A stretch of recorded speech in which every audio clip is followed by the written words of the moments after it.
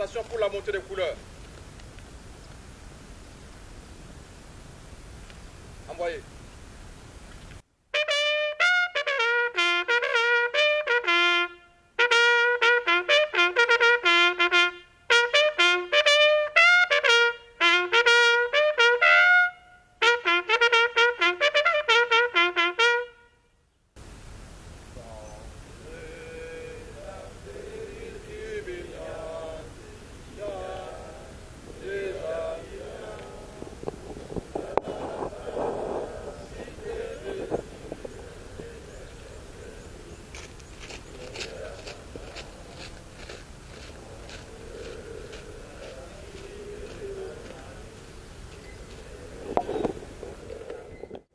Bonjour à tous, chers collaborateurs et chers camarades. Ce matin encore, nous venons de hisser haut les couleurs nationales, symboles puissants de notre identité, notre histoire et des valeurs de notre pays.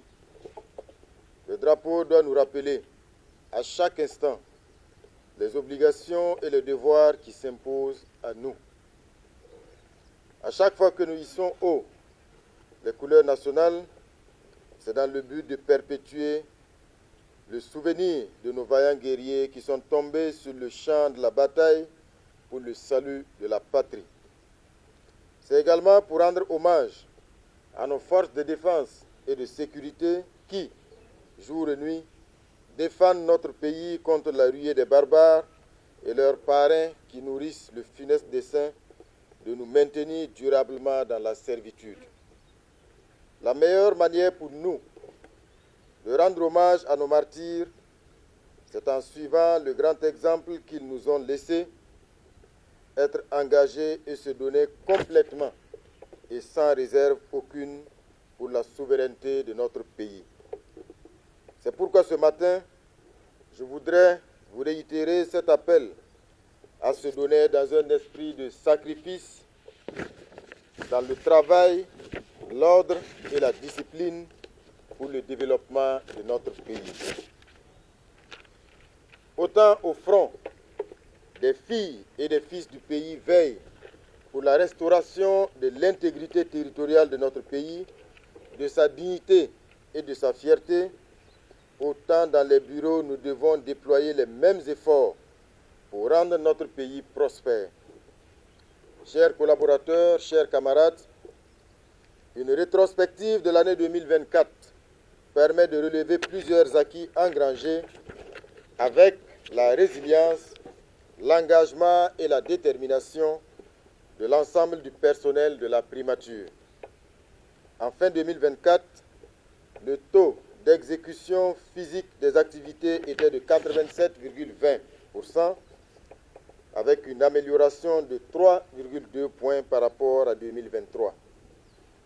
Quant à la performance globale, elle est de 71,39% contre 67,80% en 2023, soit une hausse de 3,59 points.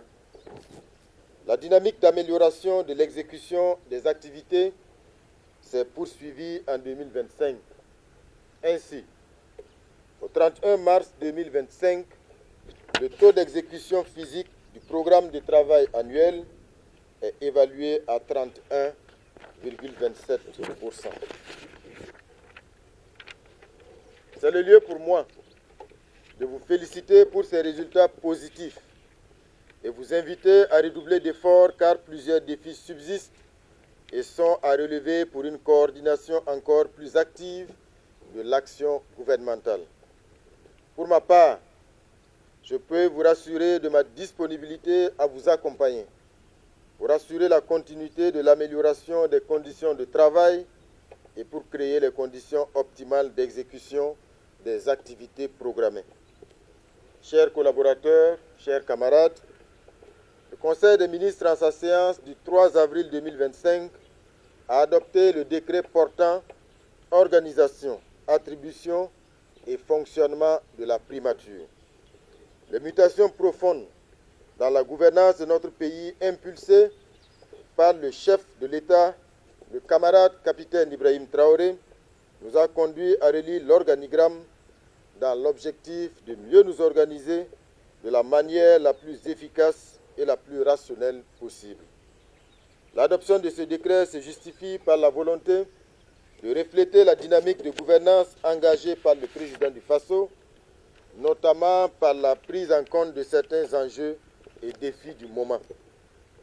Particulièrement, il était de notre devoir de répondre à l'appel du camarade président sur la rationalisation et la bonne utilisation des ressources de l'État.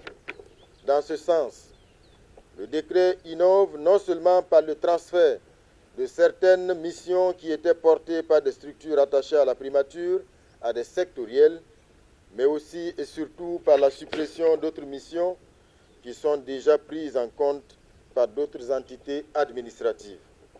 Aussi, en vue de s'assurer d'une bonne exécution des missions, conformément au texte, le décret a érigé le contrôle interne en inspection technique de service. Le décret innove également par la création d'un département spécifiquement consacré à la sécurité. Au regard du contexte, la création de ce département permettra à la primature d'assurer efficacement sa mission de coordination de l'action gouvernementale, particulièrement dans le domaine de la sécurité et de la défense. Enfin, la suppression des directions et des services théoriquement créés, mais concrètement non opérationnels, est un autre pas important de l'adoption de ce décret. Je voudrais saluer ici votre détermination sans faille à travailler avec empressement et engouement sous le nouveau décret pour encore plus de célérité dans le traitement des dossiers. Et pour terminer, je vous invite à taire toute forme de divergence et à privilégier toujours l'intérêt général.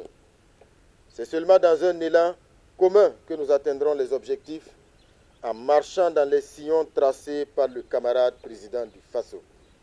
Vive le Burkina Faso, la patrie ou la mort, nous vaincrons, je vous remercie.